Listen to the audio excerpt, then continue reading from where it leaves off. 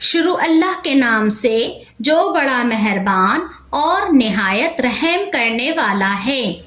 نبی کریم صلی اللہ علیہ وآلہ وسلم نے ارشاد فرمایا، ماں باپ کے حقوق کی ادائیگی روزہ، نماز، حج، زکوٰۃ سب سے زیادہ ہے، اور جس کو اس کے ماں باپ نے عاق کر دیا وہ جنت میں نہ جا سکے گا۔